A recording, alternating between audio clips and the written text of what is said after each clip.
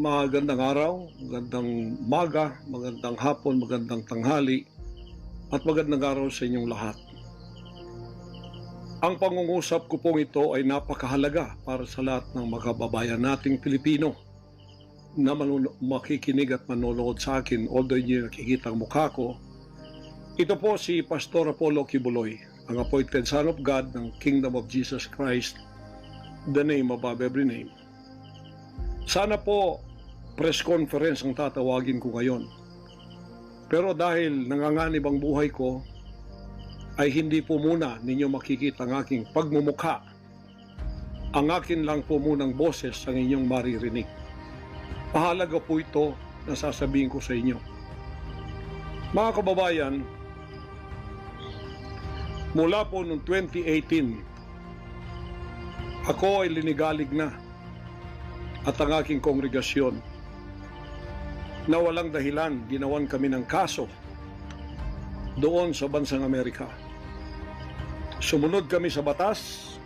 Kung kami may mga sinabi ng violations na hindi pa napatotohanan, yan po ay nasa kanilang federal court na. Kumuha kami ng 20 lawyer upang pag-usapan ang lahat ng kanilang akusasyon, which is about 43 counts. Lahat po yan ay mayroong 20 lawyers na nakatutok at meron na po kaming depensa. Naghihintay po ang aking mga lawyer sa Amerika at sa Pilipinas na simulan ang trial. Mulang 2018, pinospon. Ginawang 2020, pinospon. Ginawang 2022, pinospon. 2021, ganun din. 2023, sana ay popospon. Pinospon pa rin. Ngayon, hindi na po papayag ang judge. November 5, 2024, talaga pong itutuloy na. Ngayon, ako naman nandito sapagkat indicted din ako. Sealed indictment pa nga ng 3 taon, hindi ko alam ako indicted ako. So anytime pupunta ako doon, pupusasan na ako, hindi ko alam. Pero salamat naman sa Panginoon Diyos sapagkat hindi na ako pumalik doon at hindi nangyari yon. So dahil kasama ako sa kaso ng aking mga workers na mga 9 o 8 kami lahat, ako yung number 1 na principal. Okay lang, sapagkat ako naman ang leader ng kingdom at ako talagang target nila. Sa anong paraan ginawa kami ng kasong hindi namin alam at mga kumuha sila ng witness, handa na po kaming lahat ng aming depensa, lahat ng aming documents, ng aking mga lawyers, US-based lawyers, handang-handa na po kami. Pinopospon nila palagi, pero ngayon hindi na. Ngayon, ako dito sa Pilipinas, dahil nandito na ako nung dumating yung mga kasong yan, hindi ako lumaya sa Amerika, kundi dumating ako dito, wala pang kaso. Kinasuhan ako ng naka-sealed indictment, hindi na ako nakabalik doon, pero nandito na ako sa Pilipinas. So hindi po ako tumakas. Ngayon, dahil nandito ako, I will use my constitutional rights for extradition na siyang treaty ng ating bansa. Yan po ang iniintay ng mga lawyers ko dito sa Pilipinas at sa Amerika. Iniintay namin ang request ng US Embassy sa Department of Foreign Affairs. Hindi po dumating. Sapagkat kung yan pag-uusapan, i-endorse doon sa Department of Justice, wala rin doon. Hinintay namin para pag-usapan ang extradition treaty kung paano gagawin. Handa din po ako sa kasong yan kung ako'y ma-extradite pagkatapos mapag-usapan at nakadaan na kami ng Court of Appeals, Court of First Instance at Supreme Court. Kung ilang taon yon, dapat mag-tiis din sila. Hindi dumating yon, hinihintay ko hanggang ngayon. Wala pong request na ganon. Ngayon, eto po ang mahalagang ibabalita ko sa inyo. Mula noong 2018 hanggang ngayon, hindi na po kami mapakali sa ating sariling bansa. Nawala po ang aming kalayaan sapagkat kami dito ay sinosurveillance. Sinosurveillance ako dito sa Pilipinas ng CIA at ng FBI. Sarili kong bansa, ako po ay nagtatago sapagkat liligwakin ako ng ganun-ganun na lang. Walang extradition process na gagawin. Dumating po sa aming kaalaman sa mga sandaling ito from reliable sources, correct me if I am wrong, but these are reliable sources na dumating sa akin, na ayaw na raw po nila ng extradition treaty. Ang kanila daw pong gagawin ng CIA, ng FBI, ng US Embassy at State Department, kasabwat ng ating gobyerno, ng Pangulong Marcos at ng First Lady at kung sino pa man ang nasa gobyerno, ako ay rendition ng kanilang gagawin. Ang rendition, ang ibig sabihin po, anumang oras pwede lang pasukin ang aking compound at ako ay kidnapin. It's not only rendition but also elimination. If it is possible, pwede nila akong i-assassinate. So, nandun po sa dalawang yun, kidnapping or assassination. Killing talaga, murder. Yun po ang dumating na balita sa akin ngayon from reliable sources. Kaya, mulang 2018, alam na po namin na may gagawin sila. Hindi lang namin alam kung paano sapagkat ang iniintay namin ay extradition sapagkat yun ang treaty natin. Ngayon, ito pong gagawin nila dahil hindi na sila dadaan doon ay illegal. Kidnapping or elimination or assassination. Di po ba sa atang sariling bansa ang aking constitutional rights na wala na? Sapagkat ako po ay binigay na sa kamay ng mga banyagang ito ng ating sariling gobyerno ni Pangulong Marcos at ni First Lady Araneta Marcos. Huwag kayong magkaila kung totoo itong sinasabi ko. Angkinin nyo, kung hindi, i-correct ninyo ako. Sapagkat ang buhay ko ngayon ay nanganganib. Kahit mukha ko, hindi ko pwedeng ipakita sa inyo. Sapagkat ako ay binigay na ninyo sa kamay ng mga Amerikano. At gagawin nilang gusto nilang gawin sa akin sa aking sariling bansa.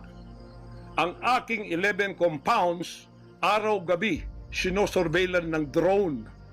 Hindi po kami makatulog, hindi kami mapakali. Baka yung ginawa nila sa amin noong 2020 doon sa Amerika na bigla kaming pinasok, pinaggigibang pintuan, pinaggigibang lahat ng aming pamamahay sa loob, linigwak lahat, ay gagawin nila dito sa aming bansang Pilipinas sa aking mga compound. Saan man po ako naroroon, nandoon sila nakasurveillance sa akin at naghihintay na lang ng tamang pagkakataon upang ako ay kidnapin o kaya patayin o kaya i-assassinate na ganun-ganun na lang para mawala ako dito sa mundong ito. Na kanilang bakit ako naging hadlang, hindi ko alam.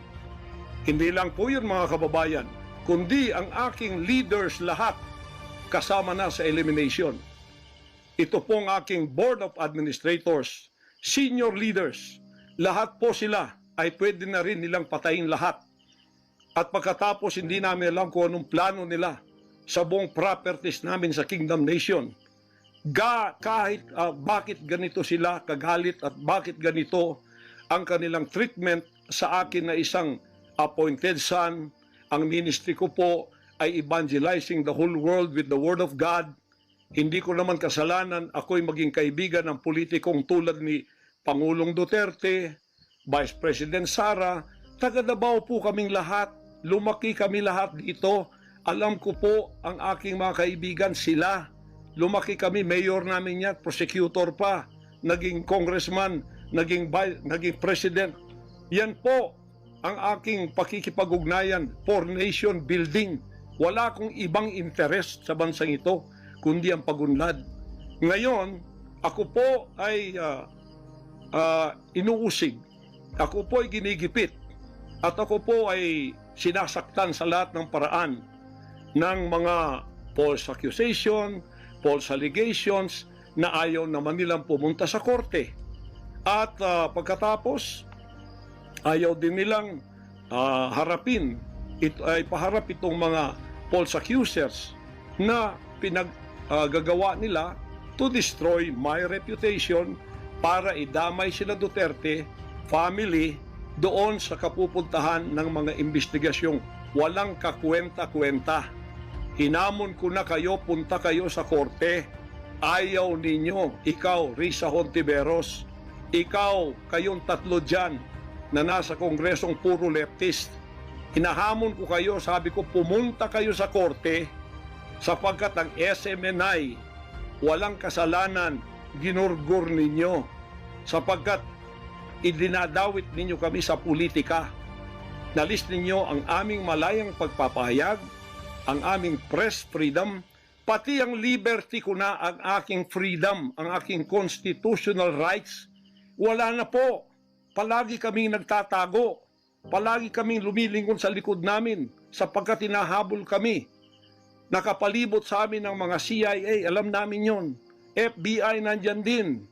Pinag-usapan na ito dyan sa State Department. At ang reliable sources dumating sa akin. Ang ulo ko po ngayon, may patong na $2 million or 100 million pesos ang ipinatong sa ulo ko. Baka yan ay madagdagan pa kung may maunang makapatay sa akin. Ano ang nangyayari sa bansa natin? Ngayon, mga kababayan, ay meron pa pong gagawin daw sila sapagkat meron na daw silang search warrant. Pagkatapos daw, isi-search ang aming lahat ng compound at hindi daw kami papayagan na merong witness na sasama. At ang balita namin, kung ito'y totoo, sa reliable source ay nagsasabi na paplantingan daw kami ng bomba, guns, and drugs sa aming mga compound. Yan po ay aming babantayan. Sinabi ko na po muna sa inyo dito sa live na to para kung mangyari man ang mangyayari sapagkat wala po kaming ganon ay sila po may kagagawan nun. Ganito ka-evil ang kanila pong mga pag-iisip sa ngayon, masyadong desperado. Aywan ko kung bakit. Kung kayo nasa katotohanan, nasa kapangyarihan, bakit kayo natatakot? At huwag ninyong pasamahin ang aming mga abogado para sumama sa inyo sa pagsisearch. Kaduda-duda na yon. Hindi po pwede yon. Maano tayo? Bansang Hapon ng panahon ng giyera? Ano to, panahon ni Hitler? Na wala kaming pwedeng lawyer na sumama sa inyo? Kayo-kayo lang? Pagkatapos pwede nyo kaming barilin pagka kami nakikipag-usap na kailangan may witness para kamerahan namin ang ginagawa ninyo na wala kayong lusot kung meron kayong gagawin na kabulastugan. At pagkatapos, ipapatong ninyo sa amin. Pagka ito'y totoo, we will resist you. Hindi kami violent, pero hindi kami papayag na wala kaming mga witness na sasama sa inyo.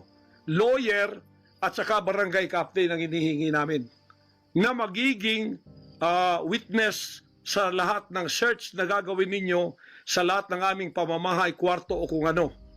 At may lawyer kaming titingin muna sa inyong dokumento kung ano ang isi-search nyo, kung anong bahay, kung anong compound, kung ano lang ang dapat nyong gawin at ilang oras.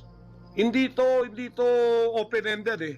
Kailangan meron sisisi namin ng judge na gumawa ng search warrant na ito pagka hindi ninyo nirespect ang aming constitutional rights.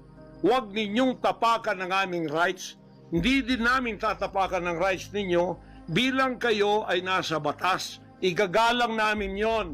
Pero igalang din ninyo kami kasi meron kaming mga narinig na ginawan ninyo ng mga ebidensyang peke.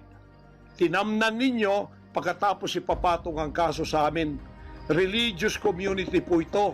This is a spiritual community. Once tumapak kayo dyan sapagkat kayong nagdadala ng batas, respetuhin ninyo. You are on holy ground. Yan po ay mahal na mahal naming banal na dako. Huwag ninyong lapastanganin. Pero hindi namin kayo pipigilan kapag may search warrant kayo. Pero hindi kami papayag na hindi kami makakasama ng kasama namin, hindi makikialam sa inyo. Titingin lang sa lahat ng gagawin ninyo. Kasi hindi na kami kumpiyansa sa gobyernong ito. Gagawa sila ng paraan para kami ay bigyan ng kasalanan. Yan po, babantayan natin yan. Pag hindi sila pumayag, then siguradong magpa-planting sila ng evidence. Pag pumayag sila, then fair ang laban. Hindi namin sila pakikialaman. Titingin lang ang aming mga witness na mga lawyer at saka barangay captain. at kung sino man ang mga witness na nandoon mula sa aming side, kasi nandoon sila. Hindi na pwedeng gawin wantonly ang kanilang gagawin doon sa aming mga compound na wala kaming witness, because they can do anything to implicate us, to plant false evidences and charges against us. Ganon ang aming mga paningin dito. Kaya wag ninyo kaming pigilan para pantay ang laban natin, kasi nakikita namin na ang pamamahalang ito ay hindi na po matuwid. Biro ninyo, ginikipit kaming ganito, wala namang kaming ginagawa sa bansang ito. Sinabi ko na muli, hindi kami nagdidil ng drugs, hindi kami violenting tao, hindi kami terorista, mangangaral kami ng mga salita ng Diyos. In fact, dito sa aming compound sa Tamayong, kami ang nakapagbigay ng peace sa mga kababayan nating sinisila ng CPP and PNDF, tinatakot at pinapatay. Ngayon, wala na sila, may peace na kami. Eto namang gobyerno natin, eto ang ginagawa nila sa amin. Biro ninyo mga compound na religious ng Kingdom of Jesus Christ, ginaganito nila. Pero yung pagnanakaw nila sa gobyerno, wala silang sabi. Tiklop bibig, hindi sinisearch ang mga bahay na pinagbibili nila. Nagamit ang pera ng gobyerno. Anong klase kayo? Sige, gawin ninyo ang gusto ninyong gawin sa amin. Pero kami tatayo sa aming constitutional rights. Whatever happens. Tatayo ako sa kalayaan ko sa bansang ito na pinakamatyan ng aking mga national heroes. Yan mga kababayan, bantayan po natin. Hindi po ako magpaparesto sapagkat ako po ay siguradong papatayin. Kasi rendition na ang kanila, hindi na po extradition. Kaya wala na akong kalayaan at wala na po akong depensa sa sarili ko, kundi ang Panginoong Diyos lamang. Kung paano itinago ng Diyos si Elijah sa evil woman na si Jezebel, nang nagpakain sa kanya ay mga ibon na lang. Ganon din ang gagawin ng Diyos sa akin. Hindi ako ibibigay sa kamay ng masasama pag ganito ang pamamahala. It's an evil, unrighteous administration. I am telling you that. Sa bantayan natin to mga kababayan ko. 73 years na po ako. Magse-74 years na ako dito. Lahat ng administrasyon na daanan ko na. Lahat ng mga naging pangulo. Mula kay Diosdado Macapagal. Mula po sa maliit pa ako kay Magsaysay. Kay Carlos P. Garcia. Kay Diosdado Macapagal. Kay Marcos Sr., kay Cory Aquino, pagkatapos kay Ramos, pagkatapos kay Gloria Macapagal, pagkatapos kay Erap, pagkatapos kay Ramos, pagkatapos si Aquino, Noynoy, pagkatapos ang ating Pangulong Duterte. Wala po kaming nadaanan ganito na ginigipit kami sa aming sariling bansa ng mga dayuhan. Nakasabwat ang ating pamahalaan na aking sinuportahan pa naman noong nakaraang eleksyon. Tandaan mo, President Bongbong Marcos, First Lady Lisa Marcos, pati ikaw, Martin Romualdez, hindi kayo dyan ngayon kung hindi kayo tinulungan ng SMNI at ng buong sangkatauhang Pilipino. Naniwala sila sa amin sapagkat ang SMNI lamang ang may credibility noong panahong yon hanggang ngayon. Ngayon, anong ginawa ninyo? Pinaggagawan ninyo kami ng kasalanan, inilagay ninyo kami sa kahihiyan, pagkatapos ibinilanggo pa ninyo ang dalawa naming mamamahayag, pagkatapos inaapi ninyo kami ng ganito-ganito lang. Ang aming pong tolerance, it has come to the rim. Our tolerance has been to the roofs already. Alam ninyo, hindi na po biro itong nangyayari sa bansang ito. Kung pababayaan po natin ang ganitong mangyayari ng mga dayuhang tulad ng Amerikano, CIA, FBI, State Department, US Embassy, gigipitin tayo with the connivance of our own President and First Lady and other members of the Congress. Kung pababayaan natin ito, nangyayari sa isang Pilipinong tulad ko na gumagawa ng kabutihan, trying our very best para makatulong kami, humanitarian, Children's Joy Foundation, dinemonize kami, kinriminalize kami. Biro nyo, ginagawa niyo dangerous criminal organization ang Kingdom of Jesus Christ. Buong sanlibutan ang akin pong 38 years na munga ng mga 6 hanggang 7 milyong kaluluwa na niwala sa katuwiran at nagbago ang buhay.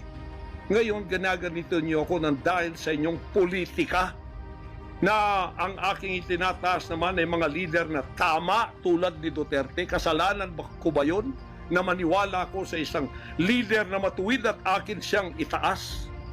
Pagkatapos ganito kayo kadesperado para ako'y patayin at ang lahat ng aking mga senior leaders papatayin din, hanggang yung mga leaders na pwede pang pagkatiwalaan papatayin ninyo, and then you take over all of our properties and compound. Pagkatapos lilinlangin ninyo ang mga tao, pagkatapos magtatayo kayo ng sariling korporasyon, i-incorporate ninyo doon ang lahat ng properties na pinaghirapan, blood, sweat, and tears ng aking mga members all over the world. Tapos biglang-bigla ililipat niyo doon sa inyong bagong korporasyon at pagkatapos itataas ninyo ang kamay ng isang tao tulad ni Bandari at sasabihin niyo, ito ang leader ninyo ngayon. Ano ang Kingdom of Jesus Christ? Political government? Hindi po ganon. Mangyari ng mangyayari. Hindi po papayagan ng Panginoon Diyos ang mga bagay na itong nangyayari sa ating bansa sa mga sandaling ito. Kung ako, mabuting tao, kung ako nangangaral ng katuwiran, kung ako tumutulong ng kusang loob at hindi nagpapautang loob kanino man, ginaganito ako, sino pa kaya kayo, mga kababayan ko? Bumukas na po ang mata natin, magkaisa na tayo at alisin ang evil administration na ito na siyang ginagamit ng masamang espiritu upang ang kadiliman ay bumalot sa buong bansang Pilipinas. Alam ko, mahal ninyo ang Pilipinas, mga Pilipino. Naghihintay lang tayo ng tamang pagkakataon. Meron pa bang ibang pagkakataon? Tingnan niyo nangyayari sa Kongreso. Tingnan ninyong korupsyon. Tingnan ninyong droga. Mismong ating presidente, mismong kanyang pamilya, inakusahang druggists, inakusahang mga drug addicts. Wala tayong ginagawa. Mismong Pangulong Duterte na nagsabi niyan. Mismong naririnig natin araw-araw, durugista siya. Pagkatapos, kami pa ngayon ang inaapi-api sa aming paglilingkod. Pagkatapos sila ay mga kriminal na nakaupo dahil may kapangyarihan. Kami ngayon ang liligwakin nila.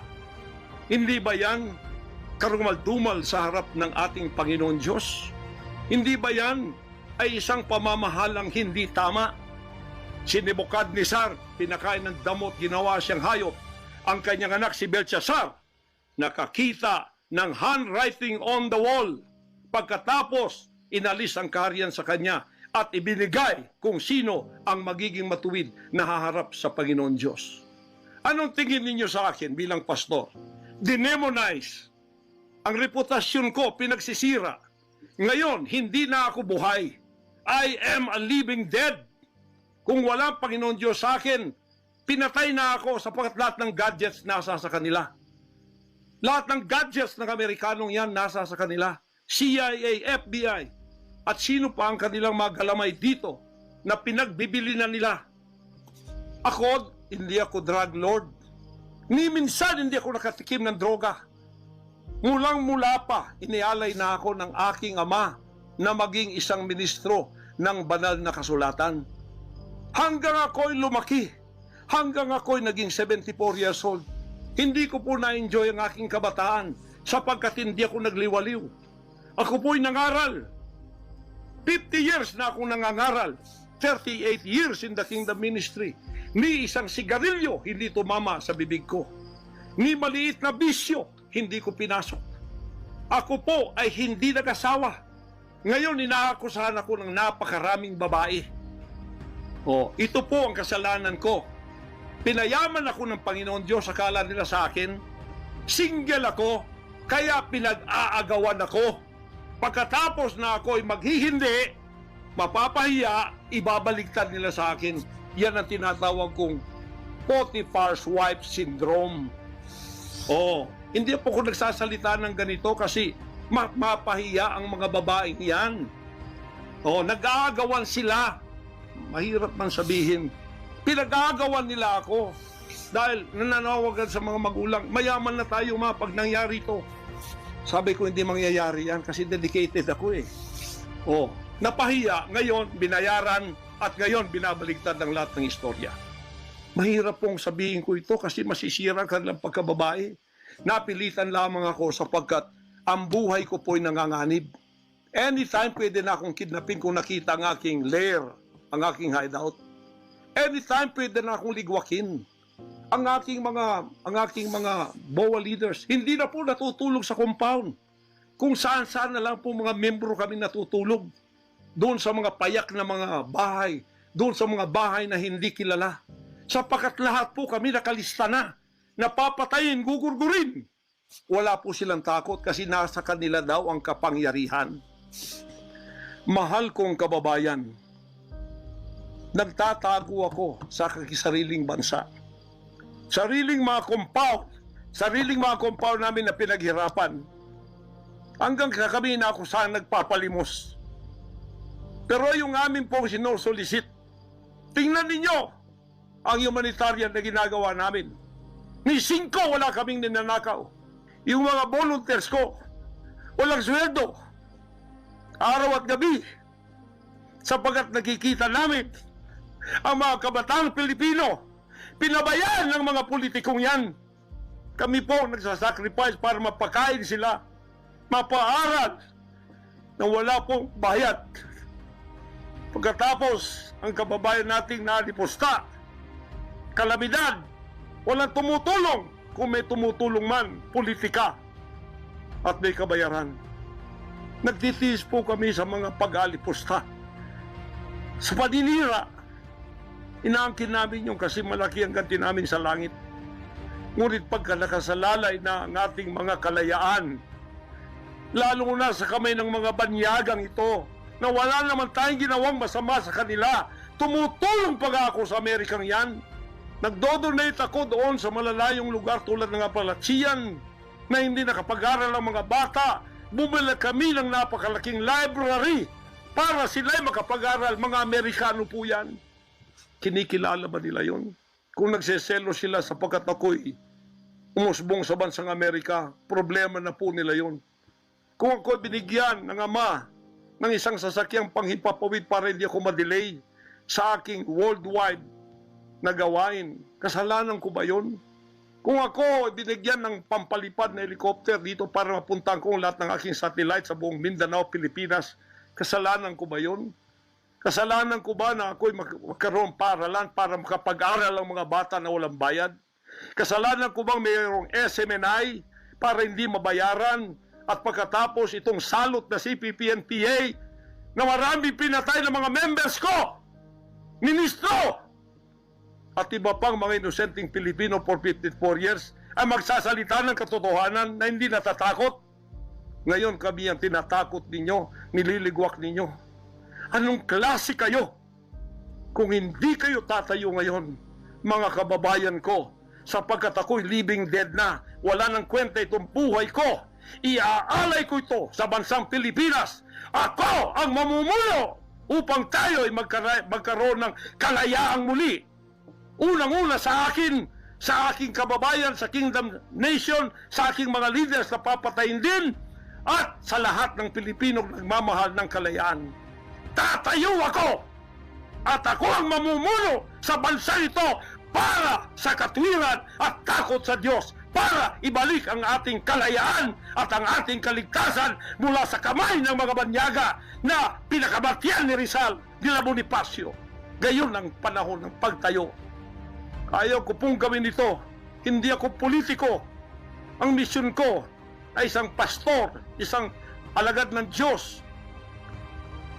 appointed son, magligtas ng kaluluwa. Ngunit hindi nyo kinilala yun. At ngayon sinisikil ninyo ang aming kalayaan na ma-enjoy namin ang labor namin for 38 years. Blood, sweat, and tears. Ang gabi ginagawa naming araw. Hindi kami nagmolestiya ng ibang tao. Lumago ang bansang Korean. Ngayon, you are envying in jealousy. Gusto niyo kaming i-put down. Mapipilitan akong pupunta at mamumuno sa bansang ito para sa katuwiran.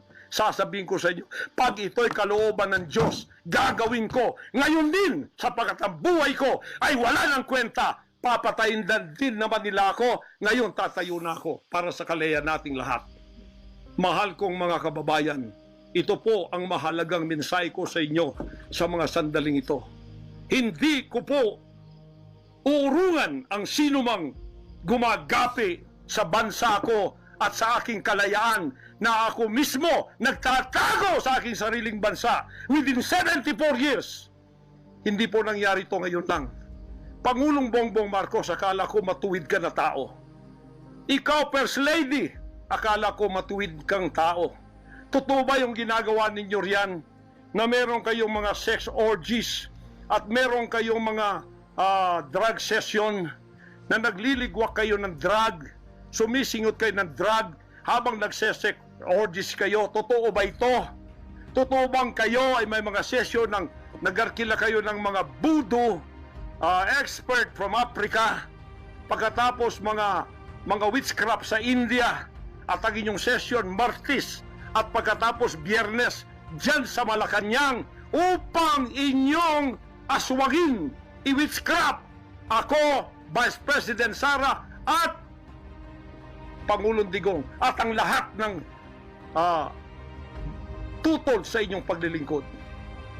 Biro ninyo, naging demons na kayo. Nag-devil worship na kayo kung totoo man ito. Nag-devil worship na kayo kung totoo man ito. Para lang kayo ay manatili sa kapangyarihan. Para lang kayo ay humawak ng aming pera ang hindi ninyo pinaghirapan. Kami po ay nagbibigay ng taxes. Lahat ng aking kingdom materials from China, may taxes lahat yan. Milyon-milyon ang aming binabayad. Ngayon, ginagawa pa ninyo sa amin ito? Matuwid ba kayo? President Bongbong Marcos, Lisa Marcos, makinig kayo. Totoo ba na gumawa kayo ng aksyon kasama ng FBI na ako ay nyo nang ipaligwak at binigay sa kanilang kamay? Kaya't sila'y gumagawa ng ganito with impunity sa aking sariling bansa. Kung ganyan ang ginawa ninyo, I will not honor you. I will not respect you because you did not honor me and you did not respect me. You are no longer worthy to be our trusted leader. Mabuti pa, hanggang maaga pa, Bongbong Marcos, Lisa Marcos, Martin Romualdez, bumaba na kayo sa posisyon. Mag-resign na kayo sapagkat hindi hihinto ang tinig na ito habang naririyan pa kayo. Mga kababayan, tatayo ako sapagkat patay naman lang din ako. Tatayo ako hanggang buhay pa, hanggang may hininga pa ako para sa natitirang buhay ko ay magkaroon naman tayo ng boses at magkaroon ng kahit munting kalayaan na lang mula sa mga banyaga na kasabwat ang mga makapiling Pilipinong ito na itinayo natin sa kapangyarihan. Akala natin ay maasahan natin sila. Mga demonyo pala. Sorry to say that, but that is the truth. If that is not the truth, then tell me. And you cannot judge me. You cannot condemn me. I am dead already. I am a living dead in your book. CIA, FBI, State Department, USA. Gawin ninyong gusto ninyo. Ngayon na nakapagsalita na ako, lalantad na ako. Hindi na ako natatakot. Ako ay handa sa glorification. Kung ang glorification ko ay mangyayari maging glorified body ako, hindi ko tatablan ng bala. O kaya, tatablan pa ako sapagkat hindi pa nangyari yon. Handa na akong humarap sa mga bala ninyo. Basta't ito ay nasabi ko na sa social media. Huwag ninyong ligwakin ito para sa bansang Pilipinas ito. Mahal ko po kayong lahat. Pagpalain natin ang ating bansang Pilipinas. Pagpalain tayo ng ating buting Diyos. Pagpalain at ipigay natin ang lahat ng kapangyarihan sa Kanya. At tandaan ninyo ito, hindi mananaig ang kadiliman sa bansang ito habang may boses na ganito. Sumunod po kayong lahat at tayo ay magkaisa ngayon para itaas ang bandila ng kalayaan ng ating bansang ibinigay ni Rizal ang kanyang dugo. Ibinigay ng ating mga heroes ang kanyang dugo. Ngayon, itong mga slaves na to ay hawak ang liig nila ng mga banyaga at tayo ay ipinagbili na sa kanila. Hindi ako papayag hanggang ako'y may buhay at hilinga. Total, patay naman din ako sa inyong libro. Okay na ako sa buhay ko. Masaya na ako. Meron na akong accomplishment. Handang-handa naman ako pumunta ng langit noon pa. 50 years ago, I was ready to go to heaven because I have been there thousands of times and I saw my mansion there. Nandito lang ako para sa aking bansang Pilipinas, para sa kaligtasan ng mga kaluluwa sa buong sanlibutan. Yun lang ang dahilan kung bakit ako narito. Pero natatakot mamatay? Hindi po. Sapagkat ako'y nasa Kanya at siya'y nasa akin. Ano man ang mangyayari sa akin tulad ng aking amang si Jesus Christ, ipinako sa krus, ay handa po akong mag-alin ng aking buhay sa isang worthy cause na sinasabi ko dito. Magandang gabi po, magandang araw sa inyong lahat. Hanggang dito lang, pagpalain tayo ng ating dakilang Ama. Sa Kanya lahat ang kapurihan at ang kapasalamatan at ang kaharian magpakailanman ay mananaig dito sa ating bansa at sa buong sanlibutan. To God, our Jesus Christ, be the glory forever. Amen.